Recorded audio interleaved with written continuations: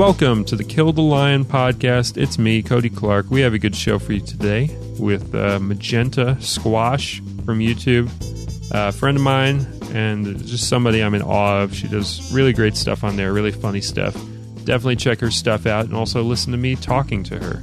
As always, if you like the show, support us. KillTheLionFilms.com. $2 per month. That's all we're asking for. $2 per month. It helps us make these great podcasts and it helps us make these great movies that we make. So support us, $2 per month. And now, Magenta Squash. All right, Magenta, good to have you on the show. Thanks so much for having me. All right, so you are in LA now. Last I saw you was in New York City because you're kind of East Coast based. That's where you're from, but you made the pilgrimage out to the entertainment capital of the world or whatever. How are you liking LA? I love it so far.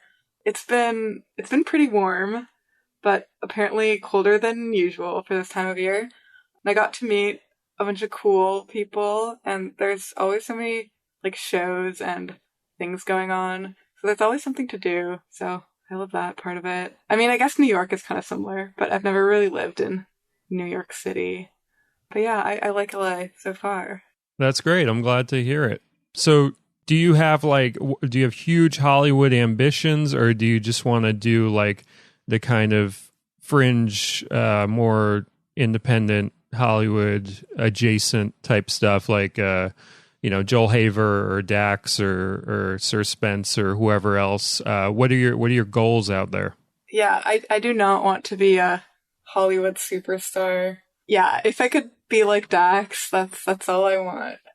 I definitely look up to all the kind of YouTubers out here just doing their own thing. And I love how they're all just kind of collabing with each other and helping each other out. I think it's a cool kind of environment here for that stuff. It is, because I like the thing of make your own fun and kind of green light yourself and that sort of thing. Because, the typical depressing LA experience is, I think Stephen Wright, the comedian, once described it as LA is like a waiting room. And it can be that. If your goals are like to get noticed and then create, it will be like a waiting room and you will just be kind of waiting. But if you use the fact that like, wait a second, I have all these talented people around me and the weather's nice and I can get equipment for pretty cheap. I can, make my own stuff and I don't have to wait. I don't have to audition. I can just, hire my friends and be hired by my friends just to do fun stuff. Yeah, for sure. Yeah. Yeah, I don't like see myself like auditioning for anything or like doing any of that stuff. I feel like I never really like saw myself being part of the like film industry, or I feel like this was never like a path that I thought about. I expected myself to do. Yeah. Well, it's refreshing and it's a new way of doing LA, I feel like. And when I see Joel's stuff and when I see a lot of these guys' stuff, like it's just it's a beautiful way to go about it. I think it's a pretty positive spin on what can be kind of a draining place at times for people.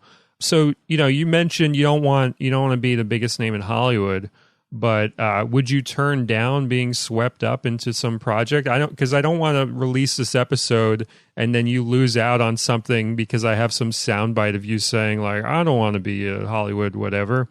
Would you like be on some show? Would you be in some movie? Like, are you anti-Hollywood, or are you it's just not a goal of yours?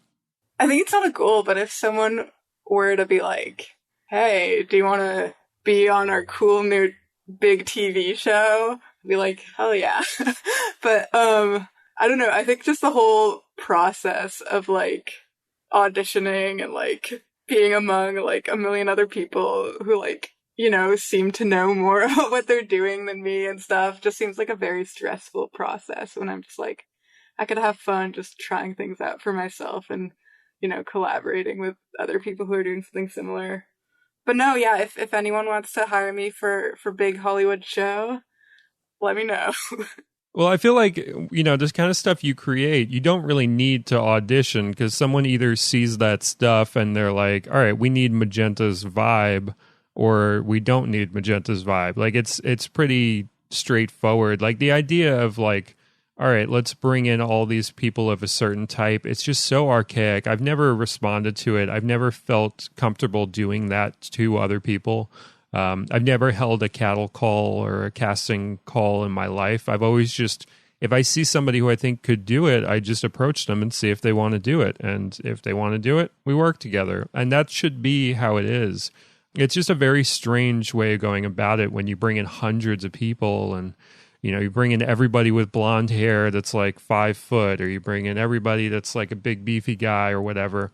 It's kind of not creative, I feel like. And it's kind of a waste of so many people's time when like, I don't mind being on backstage and sorting through 100 different faces just to message 1 or 2 people who might be right for something that I'm trying to cast. Like, I'll do the legwork. I don't want to bring people out and force them into, you know, some sort of humiliating experience.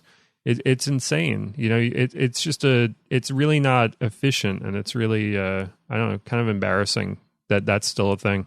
Yeah.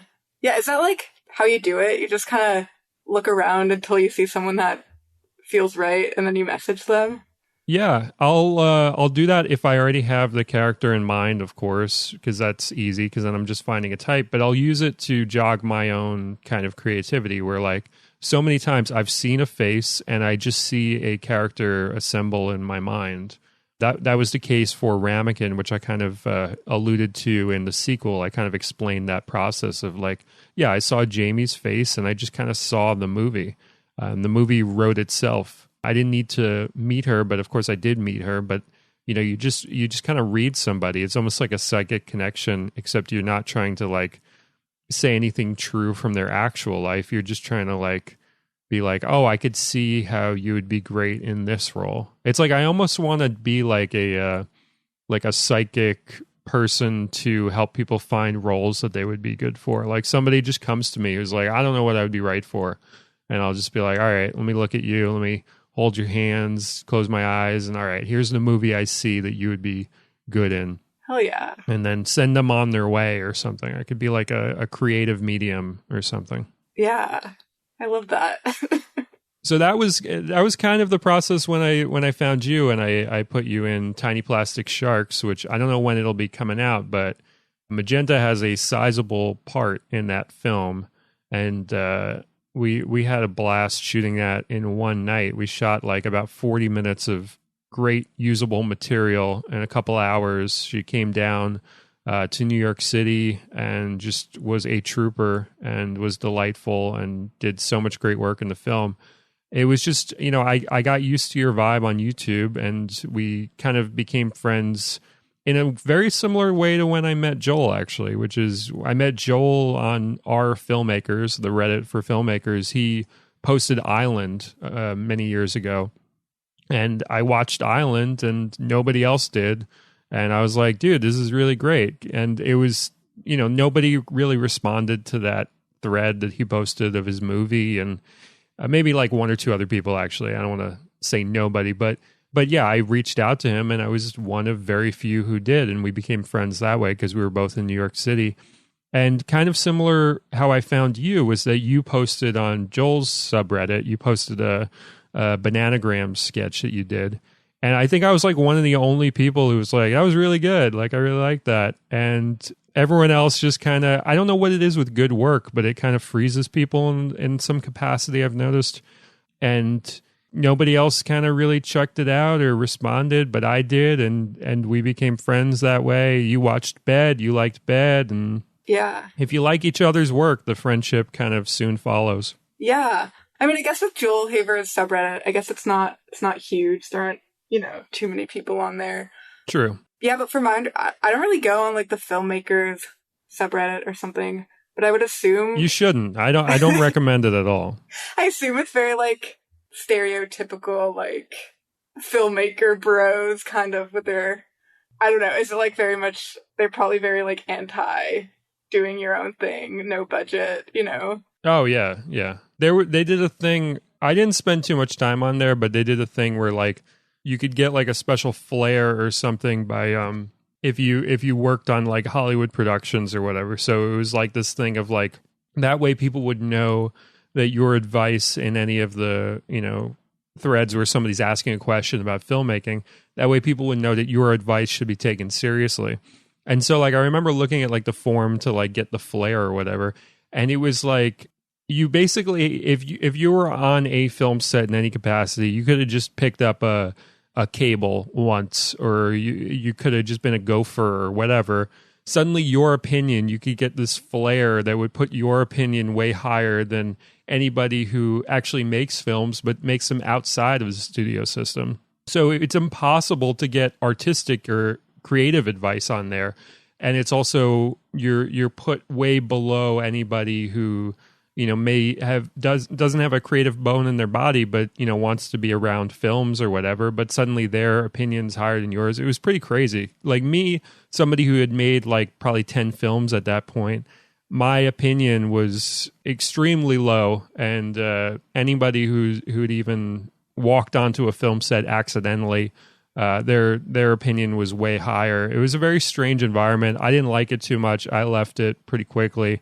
But yeah, it's hard to find artistic advice in that kind of nerdy and definitely bro-y environment, I feel like, because it's a more sensitive thing. It's a more ethereal thing. Like they want to talk about what the latest camera is like, and I don't care about the latest camera. I care about the camera that has been around for 5-10 years and everybody knows is reliable, because I want something reliable. I've totally different priorities because I actually want to make something. Yeah. And you're very prolific as well.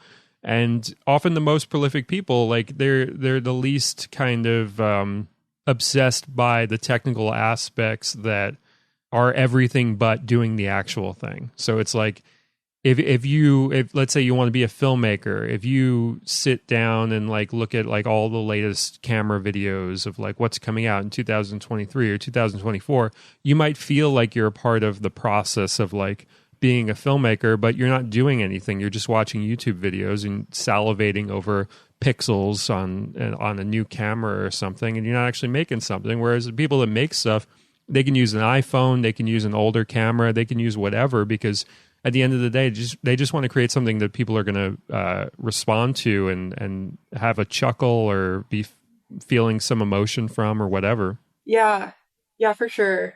Yeah, I feel like, I mean, only a couple months ago to actually like get a camera, I was just kind of like using my iPhone for everything, but I feel like I haven't felt like it's held me back too much.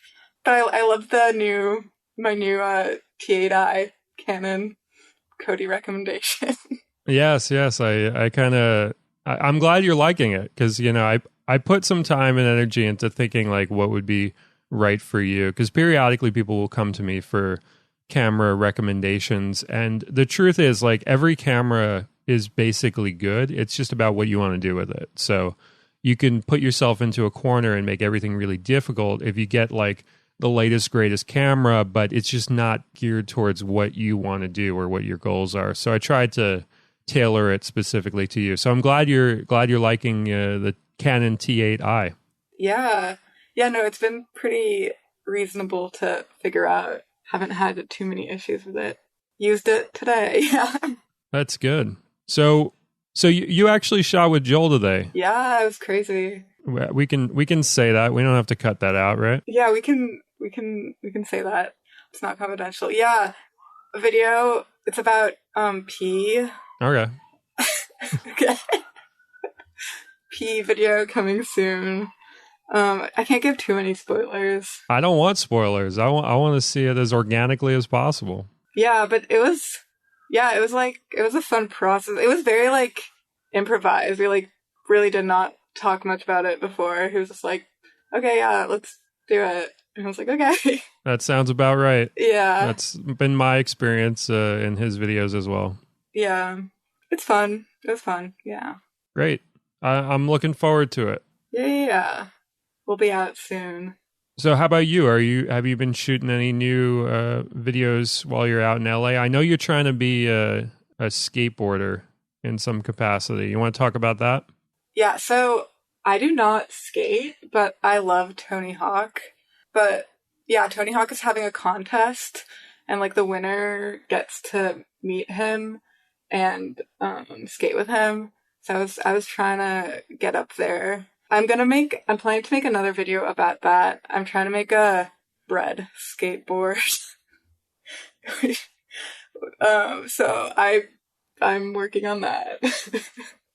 What else? I also recently got a green screen, which I've never had before. So I'm like, oh, this is a lot easier to use and like key out than I expected it to be. I feel like I have like no like technical background in any of that stuff, but it's like I figured out it was so much easier than I expected it to be. Well, it all sounds good. I'm excited to see the bread skateboard. Thank you. Thank you, yeah. And I'm also excited to see what you end up doing with the green screen, because any tool like that, you'll eventually come up with ideas just by having that as a thing that you can use or whatever. Yeah. Oh, I wanted to tell you, I recently watched Strummer. Oh, yeah? I loved it a lot. Yeah. Oh, good. Yeah. I felt like it was very, like, relatable. I'm glad. Yeah. Like, trying to fill the void by going on dating apps and by trying to make cool art. Good, relatable stuff. Everyone watch it. Yeah, I intended it as, like, a very relevant piece. And I remember when you watched Bed, you said the one thing that like nobody ever says to me after they watch it, whether they like it or don't like it. They usually always say that they related to the girl character in it. But you actually were like, oh, I related to your character. Oh, yeah. I'm like, fucking thank you. Finally, somebody like relates to that one. I relate to both because I wrote it and it's kind of like two halves of me. But it's just it's so weird how like that character gets kind of, I don't know, forgotten, or people don't want to say they relate to that one. I feel like as much as they might want to say they relate to the girlfriend character in Bed. Yeah, that's interesting that most people they relate to the girl more. Yeah, I think it's the safer choice as far as admitting something about yourself in some sort of review or some sort of take. Yeah. It's just a little easier. It's like, oh yeah, I'm like the more responsible one or whatever. It's just a little self-aggrandizing, but whatever. I'm just glad whenever anybody likes anything. That's always good. Yeah. But yeah, I'm glad you watched fucking Strummer because I think that's Joel's favorite. I think he said that that's his favorite, that or Bed. But like, it's kind of underseen. When I made it, I intended like, oh, this will be great. I'll like come out with like an album. We'll record like, you know, all the songs from the movie and we'll like push the album as well as pushing like the movie. And then like all the like quarantine and pandemic shit happened. And it just like, it totally fucked the proper release of that movie, like completely. Yeah. The music in it was great. Yeah, the music was all songs I really did write in high school. Oh, really? Okay. Yeah, I used to write songs like all the time. I've written like hundreds of songs, and those were some of the best of the songs that I wrote in high school. So like the girl character in that, there's a piece of me in there, and there's also a piece of me in the guy character as well. It's all very like, it's semi-autobiographical in ways. It was about, Strummer was about like an actual kind of like failed band, failed relationship, broken heart kind of situation. But like I changed so much of it that it really just ended up being about me more than it was about, you know, the girl that I had intended to write it about or whatever. I feel like with anything that you do that's like a piece of art, eventually all the characters just become some version of yourself, whatever you're trying to do. Because like you can only cut different sections of yourself out to create characters, I feel like, because you don't know what it's like to be anybody else, and you also don't want to pretend that you know in a certain way. Right. So you just find the thing that you relate to, and you know, maybe the person that broke your heart or the person that like wronged you or whatever. You find like, all right, well, what's the piece of me that's in there? Because we're all kind of Venn diagrams or whatever. So that was the process for that. But yeah, I'm glad you liked that movie. Yeah, very cool. I'm kind of curious, what is your songwriting process? I feel like it's always something I wanted to do, but I don't know how. Well, when I was in high school, the process was pretty different because it was me and like a couple friends. We all used to write songs, and it was just when you're in that kind of group, you just end up doing it more than you would if you're just an island and you're just kind of doing whatever. Nowadays, if I get like a melody or a line stuck in my head, I'll like write the rest of the song just to get it out of my head in a certain way. So I kind of do it when the mood strikes or the inspiration strikes. Whereas back then I could just improvise a song in like a night just because like it was just a thing to do. It was as though I was skateboarding and my friends were skateboarding. You just end up skateboarding a lot. Yeah. So yeah, it's changed for me over time. I don't release songs. I don't see myself as like a singer songwriter, but I still do it. I don't really care that anybody hears it. I guess just because movies are my priority. I would just always rather be working on a movie than I would be working on a song because I don't really like the recording process. I find that really annoying, whereas I find making movies really gratifying every step of the way. But it's like I like skateboarding too, and I do enjoy it. But like I would always rather make sure that like my legs were working when I needed them for like a shoot or something. Like I would always hate like the idea of like, oh man, I just fucked up this entire shoot that I have to cancel because I hurt my leg skateboarding or I hurt my wrist or something the night before. So like I deprioritize stuff that would cause injury to myself because I just like making movies more. Yeah. Damn, sorry about your skateboarding injuries.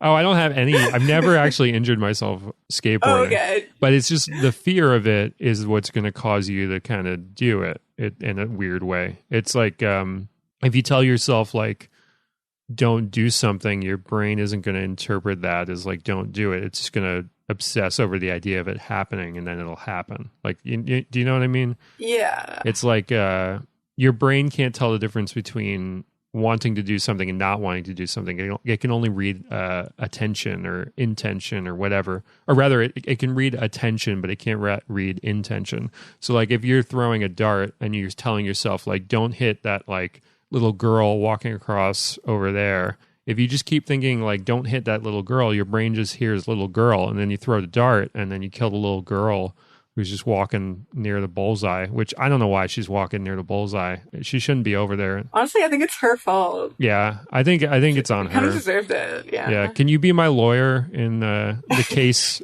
of little girl versus Cody Clarke? But yeah, like she should have been more careful. Yeah. Yeah. I appreciate it. But yeah, your brain can't discern that. So you got to be careful about like what you think about. So I know that like if I'm worrying about hurting myself skateboarding, I'll be more prone to injury because I'm placing emphasis on it in a certain way. It's all mindset. Like some of it's physical, but a lot of it is a mindset thing, which is weird. Yeah, no, that makes sense. Yeah. Yeah, so don't hurt yourself on your bread skateboard. Yeah, I'll try my best. How durable is this thing going to be? Like not very. Like it's literally going to be a loaf of bread and on like wheels. It sounds good. Yeah. It sounds tasty. Yeah, maybe I'll see how it ends up. But yeah, it won't be too durable. If you injure yourself and you're waiting for like the ambulance to come, you can just snack on the skateboard while you're waiting. Yeah, it's like a 2-in-1. Mm-hmm. Sport and snack. So we should talk about bread a little bit because bread has been very crucial to your success as an individual. Yeah. How did the bread obsession parlayed into entertainment things start? So my first video ever, I just filmed in my college dorm room randomly. It was called like me eating bread and looking at memes for 3 minutes and whatever seconds. And it was literally just that. So it was just kind of me scrolling and eating bread. It was like very shitposty, but I was like, this is stupid and it has a dumb title, so people will click on it. And then my next few videos ended up being about bread, and at a certain point, I just started being known as the bread like person. So I just did more bread stuff. But I guess more recently, I just do whatever I want, and sometimes I integrate bread into it.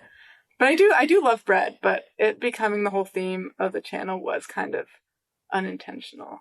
Well, I think you mined a lot out of bread because if somebody scrolls through your YouTube channel, they're going to see every incarnation possible of like something funny that can be done with your obsession with bread, which I really appreciate. Yeah. Yeah, thank you. Is there a favorite type of bread? It always changes. I really just love toast. Do you like a little olive oil and salt on there? Ooh, yeah, that's really good. I like bagels. Yeah, it's kind of funny. I've only baked bread like once or twice. Do you get sent free bread all the time? Yeah, it usually arrives moldy though. Oh, that sucks. Yeah. I like a lot of them. I really like baguettes. Oh, focaccia is so good. Yeah, I wish when you were in New York we could have gone to Italy, which has really, really good focaccia. Ooh. Yeah, that's the Italian like market in Midtown. Well, not Midtown, but like Madison Square Park area. Really good stuff. Really great bread. Really great like olive loaves and things of that nature, and focaccia and all that. Oh, I love olives and bread. But yeah, focaccia is relatively pretty easy to make. I should try to get into that. Make some baking videos. You should. Yeah. And I like too, by the way, that we are both vegan. Oh yeah. Cody has been vegan for life. Yeah. Very, very cool. That's a scoop. Yeah. What's the deal with like some bread will have like milk in it and shit? Have you ever like seen that? And I get like pissed off because it's like what the fuck do you need milk in bread for? But like you'll be in like a store and you'll like look at like the ingredients on some bread and there'll be some fucking milk. Yeah, it's like the meme that they put like milk powder in everything. It's ridiculous. Yeah. No, but I'm very happy that bread is like most of the time, almost all the time, it's vegan. Like, yeah.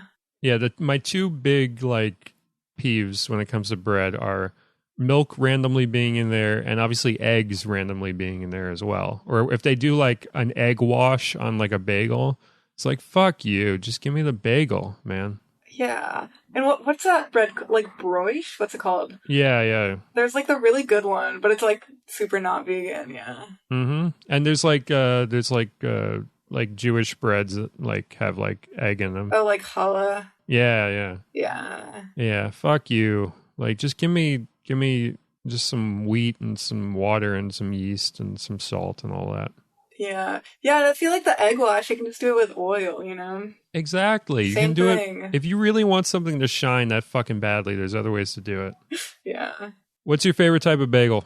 Bagel? Everything bagel. Oh, yeah. But it makes such a mess. It does. Right? You get like seeds everywhere. Yeah, and poppy seed too. You get a little poppy. If you get a poppy seed bagel, you get like half the poppy seeds like on your plate afterwards. Yeah. They've gotten really good at making vegan cream cheese also. They have. Yeah, if you guys don't know that at home, it's really good lately. Mm-hmm. Do you have a favorite brand or kind or something? I mean, I like them all. I like the Tofutti one just because that's been around forever. Classic, exactly. The Violife one is pretty good. The Follow Your Heart one's good too. But, it's just about what I'm in the mood for or what's available or whatever. And also like a lot of the bagel places around here in New York City, they'll have like some vegan cream cheese usually. Yeah. Which is nice. All right, we're back. Cool. Where did it cut off? So pick up at just asking me if I can tell like the difference between like different cheeses and fake meats and stuff. Okay. Are we revealing to the audience that this is repeated content? I mean, they don't have to know. Yeah, I don't think they need to know. Okay. We don't know them that well. Okay. Yeah, so as someone who's been vegan for so long, can you tell the difference from, like, how they used to make fake cheeses and meat alternatives and how they are now? Yeah, I can tell. Nice. All right, let's move on. Okay. So the episode cut for those listening. Like we lost a chunk of it, but we're gonna make it up to everybody by just being even better than we were in that chunk that we lost. Yeah. We're just gonna be on fire. This is like lightning round. We're gonna be imbued with lightning, and we're just gonna be better. That's a lot of pressure. If we don't live up to it, it's fine. But as long as they know we're trying. So this is like Super Saiyan us. I didn't even watch Dragon Ball Z, but this is... I haven't watched it either. When their hair goes all golden. Yeah. When you get all the muscles and you get your hair turns like yellow and all that. Yeah, that happens to me. Yeah. I think that's Super Saiyan. Somebody at home is probably like, no, that's not actually that's something else or whatever. But For me, who hasn't watched Dragon Ball Z, I'm calling that Super Saiyan, which I'm either accurate on or not accurate on. I don't know. Someone comment down below if Cody is accurate on that. I would like to know, like, genuinely, and I don't want to have to Google it, and I probably won't remember to anyway. Someone will let us know. So what do you like? Obviously not Dragon Ball Z, but what do you enjoy? Like, to watch? I don't know. Yeah, sure. Or in general? Sure. I guess I could talk about comedy stuff. Love Nathan Fielder. Big fan of the new I Think You Should Leave. Yes. Everything you mentioned so far is great, by the way. Hell yeah. I mentioned 2 things. You mentioned bread. Oh, I mentioned bread too. Bread's great too. Well, I guess we talked about the YouTube people I like. Huge Dax Flame fan. Same here. What else do I like? Sacha Baron Cohen. Who's that? Borat guy. Who's Borat? Do you not know who Borat is? I know who Borat is. Oh, you're just messing with me? No, I'm just a good actor. I'm not messing with you. I'm just a good you're actor. just a good actor. It's not messing with you if it's acting. Oh, fair enough. See, I have more respect for the medium of acting than you do, apparently. Yeah. You think it's just messing with people. I think acting is messing with people. Yeah. That should be your book on acting. Yeah. Acting is messing with people. Wait, sorry, I'm naming stuff I find funny. Oh, I love South Park. Mm-hmm. I've always loved, do you know You Suck at Cooking on YouTube? It sounds familiar. He does like cooking tutorials, but he has very like dry sense of humor and fun jokes. I think I take a lot of inspiration from him. Yeah, I don't think I ever saw that, so I will check that out. Who else? What else do I find funny? What about shit you don't find funny? Shit I don't find funny? That other people do find funny? I don't know. What do I not find funny? I don't know. I feel like I find everything funny. I think that's the right attitude. Yeah. Do you find me funny? I'm trying to think. Like, tell me a joke.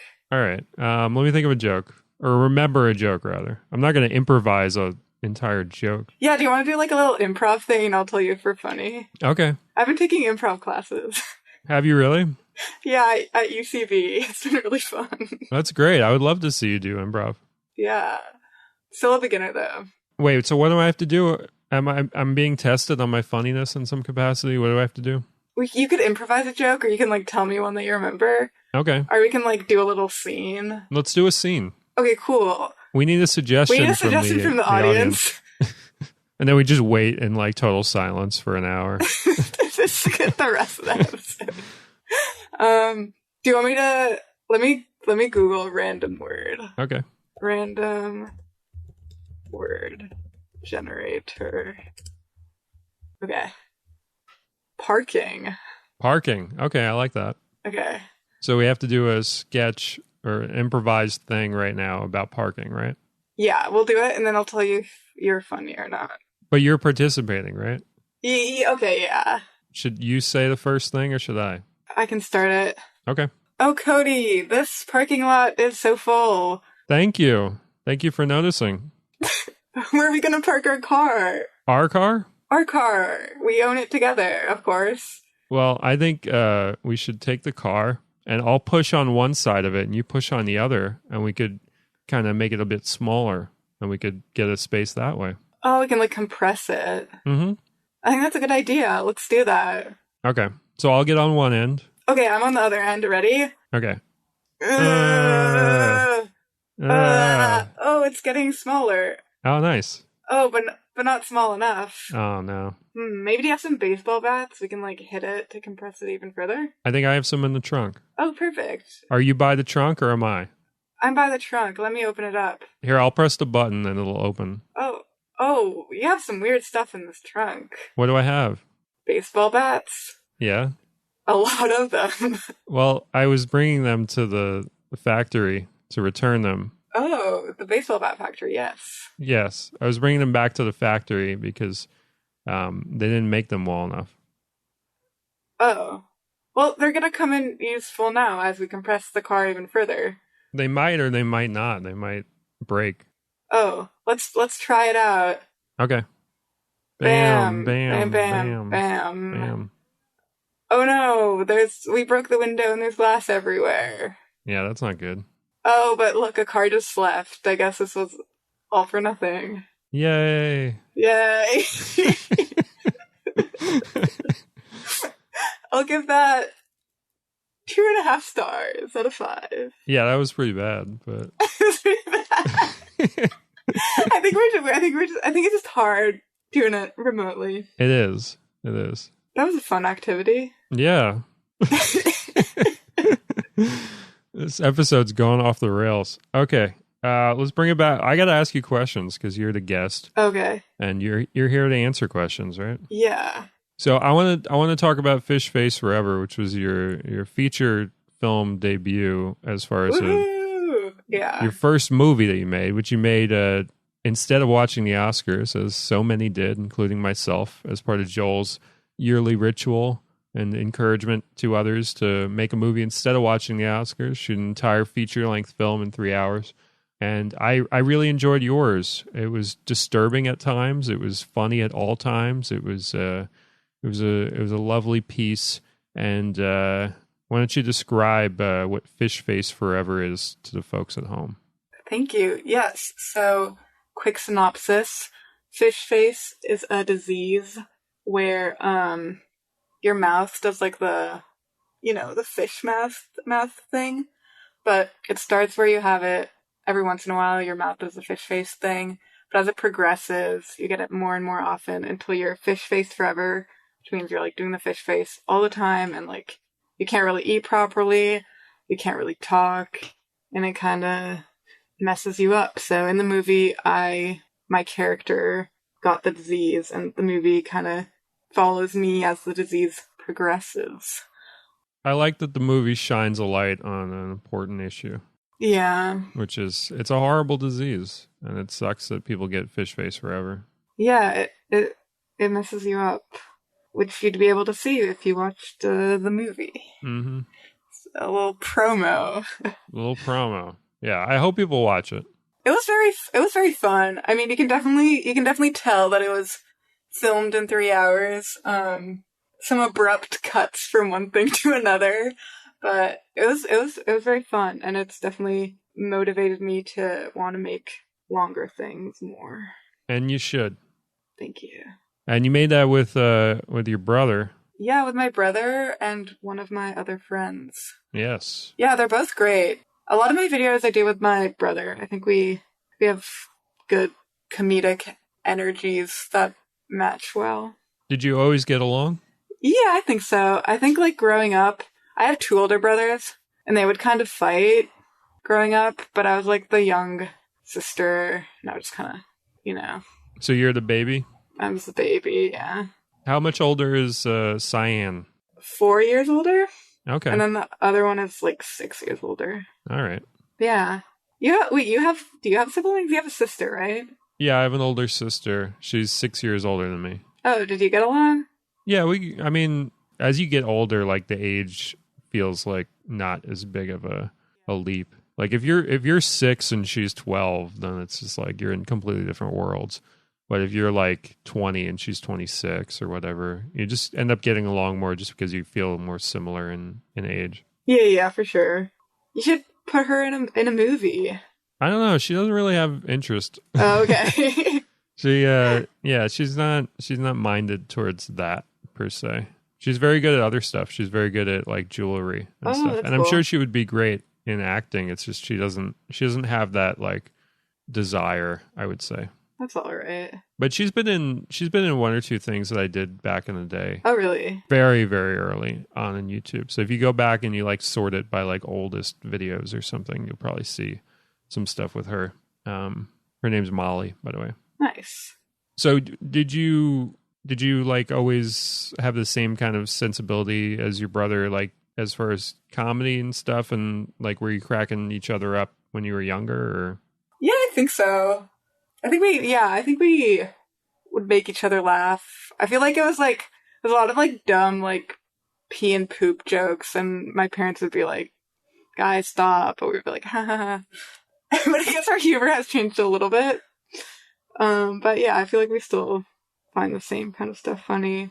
And yeah, he also likes making stuff together, so.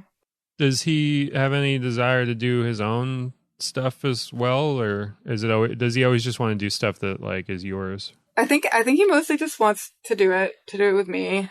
Like he's never like done any of it solo. I should encourage him to. Yeah, I mean he's funny, like he's great. I'll tell him to. Yeah, I mean he's like he just got his like PhD in math. He's like a math person, but also funny. I'll just tell him to make a channel. No, I think he should. I think. Do you watch like Vsauce? I don't know what that is. It sounds delicious. You don't know what Vsauce is? You have to watch Vsauce. No, but it's like a science channel on YouTube. But he's also like it's like good, cool learning science stuff. But he's also very funny. Like that could be an avenue for Cyan. Yeah, like math comedy. All right, so we're going to do a section of the show that we like to call Stupid Questions. Stupid questions, hell yeah. Yes. Have you heard the show before? I have heard the show before. Okay, we're going to do some stupid questions. I have some written down. Okay, are they all about my name? I don't know how to answer that. Let's find out together. Okay. Oh, sorry. I don't want to spoil them. Okay. Okay, first stupid question. Okay, so this is more of like a peeve of mine. Oh no. Actually, not with you, just with something in general. Okay. I want to know what your opinion is on this. So, you know how like there's red, green, blue and there's magenta, cyan, yellow, right? Yes. Isn't it kind of weird how yellow is just yellow? Like every other one, like magenta is just like a more exotic name for its color, and cyan is more of an exotic name for its color. But yellow is just yellow. Like, it's not goldenrod or it's not like whatever. Isn't that strange in that like trilogy? Yeah, it is strange that they put yellow in that trio. Just give it like a fancier yellow name. You know, there's fancy yellow names. I mean, I mentioned one, goldenrod. Why isn't it just goldenrod? Yeah, but I mean, like, magenta is different from like pink or purple, right? And cyan is different from blue. I know, but it's like, if we're being like real here, it's like just a fancy name. Anyway, I just thought that was always weird. Yeah. Because yellow, it's so common as a name. Yeah. All right, that was the first stupid question. I liked it. All right, second stupid question. What's your favorite color? Magenta. Okay. What's your favorite vegetable? Squash. Okay. Have you ever heard the song Bread Fan? No. You never heard the song Bread Fan? No. By the band Budgie? No. Famously covered by Metallica? I have heard of Metallica. Okay, Metallica does a cover of a song called Bread Fan by this band Budgie.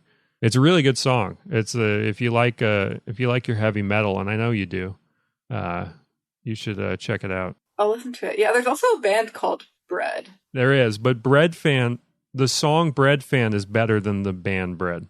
Okay, I'll check it out. Like Bread Fan, Fan? Yeah.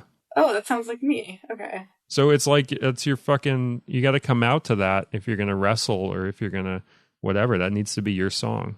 It's got a very like memorable riff, like guitar riff to it. Okay. Yeah, I'll check it out. All right. And then the next one I had was just about the milk and bread thing, but we kind of already covered that. Oh, yeah. Yeah. But yeah, you should listen to Bread Fan. Okay.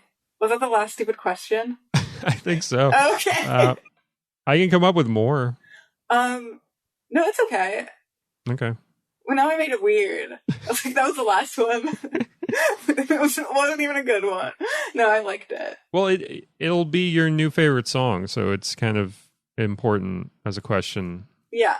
Maybe it's kind of my fault, because it would have been cool if I was like, hell yeah, it's my favorite song, and then we have like a whole thing about it.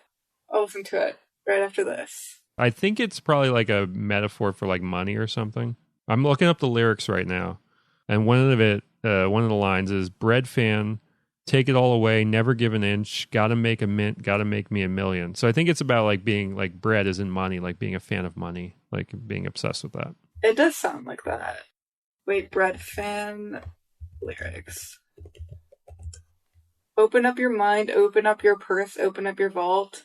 Never gonna... Yeah, this does sound like a money song. But I kind of like it if you think about it literally about bread. I agree. Yeah. You should do a music video where you have bread in your purse and bread in your mind and bread in your vault. Literally. Yeah. Yeah. You don't have to do that. It's okay. I'll think about it. Well, I'll get copyright stricken. Very quickly. Yeah. All right. What else we got here for listeners at home? Oh, I can ask more questions actually. What am I like as a director? Because you've been directed by me in Tiny Plastic Sharks. Oh, no, you're good. We must like improvise most of it. I think the thing is, I never really knew what you were thinking. Yes. I was like, wait, was that good? Was that bad? That's an important thing. Is it okay? Well, I feel like it's none of your business as an actor if you're Ooh. doing well or not. It's just like, because like then you'll get in your head about it. I was talking to my friend Brent about this the other day, where like if somebody's giving me gold, the worst thing I can do is be like, that was great, do it like that, because they might not know what they did. And then they get in their head about it, and then they can't they can't ever do it again because they don't know what it was. It's like an existential crisis I'm imparting upon them. I guess that makes sense. Yeah, it's like if somebody's doing something right, I don't want to overcorrect it or anything. I don't want to like call attention to it. I just want to let them keep doing what they're doing that's great. So like when you were doing stuff, like you were giving me great stuff, and like I just didn't want to like ruin that in any capacity. It's almost like it's like if you see a deer in the woods and you don't want to like make any sudden move in any capacity that's going to like scare the deer away or whatever. Wow. Okay, thank you. That's good to hear. Yeah, you did great. You were awesome. Thank you. Yeah, no, good directing. It was fun. Yeah, Chloe was also awesome. Shout out to Chloe. Yes, Chloe, my right hand woman. Yes. Oh yeah, and Kyler, good guy also. It was fun. Yes. You and Kyler did some really, really funny stuff together, which I can't wait for people to see. It'll be done at some point. Oh wait, yeah, one more shark question. Have you seen the new Big Shark movie?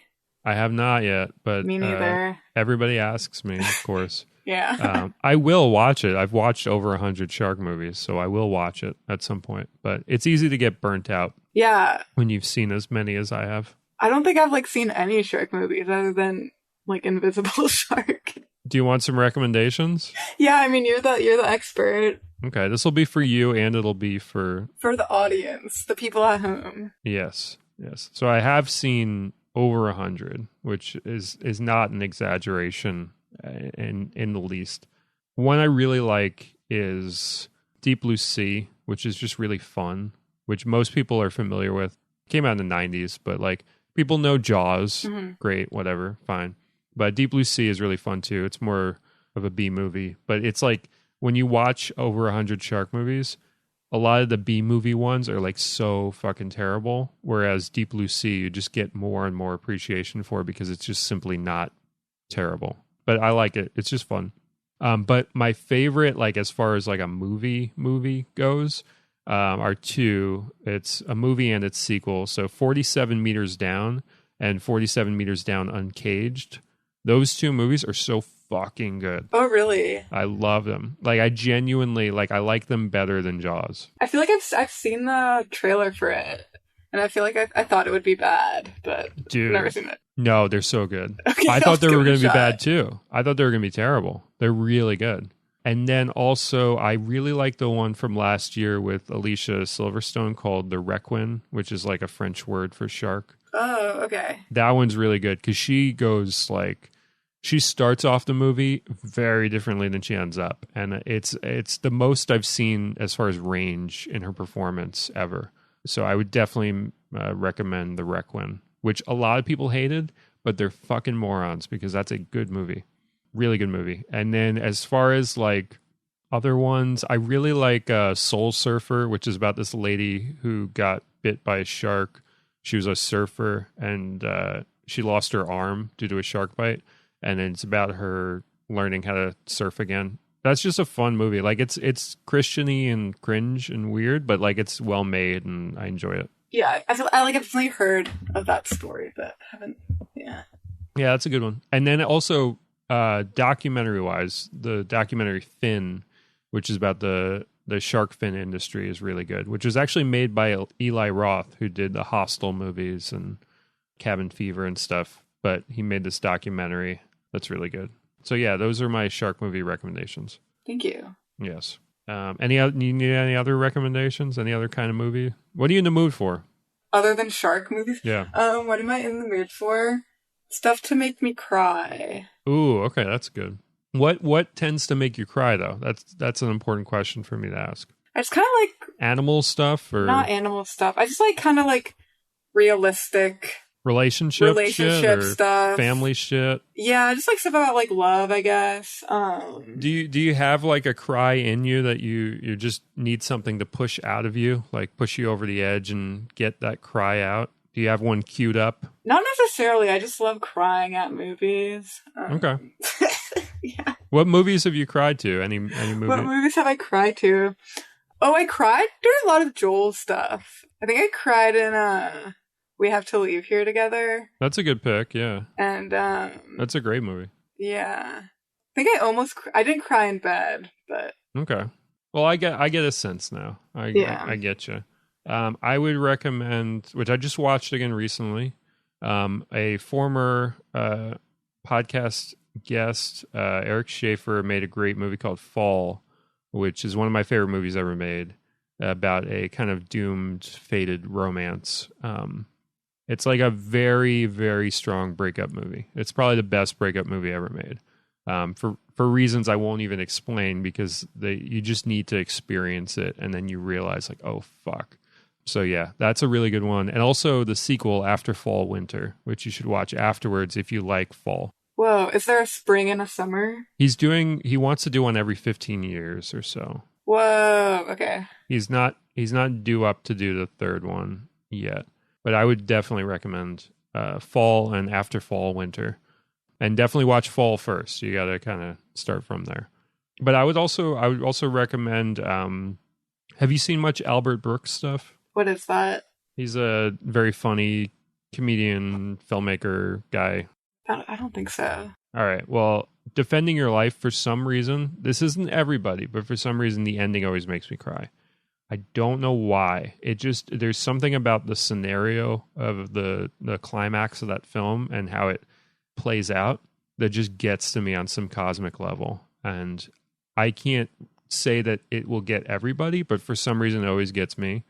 So I recommend that because he's very funny and he's mostly known for humor, but the end of that movie, for some reason, I think he just taps into like just transcendent space where it's really affecting. Okay, cool. Yeah. So those are my picks. Oh, and also one more. Margaret, the film Margaret by Kenneth Lonergan. But you have to watch the director's cut. You can't watch the regular cut because the regular cut, they butchered it. So you have to watch like the longest version possible. And the ending of that also makes me cry. I like endings that make you cry. Oh, yeah. I don't want to cry like halfway into a movie and then still have like 45 minutes left or whatever. Yeah, I mean, obviously, yeah, it has to be at the end. So you can like think about it afterwards. Yeah. Exactly. That's why like I remember being so upset like about that movie Up, that like people would be like, "Oh my god, the first 15 minutes made me cry" or whatever. Oh yeah. Yeah, like the Pixar one? Yeah, it's like, who wants to go through that? Who wants to cry the first 15 minutes of a fucking movie?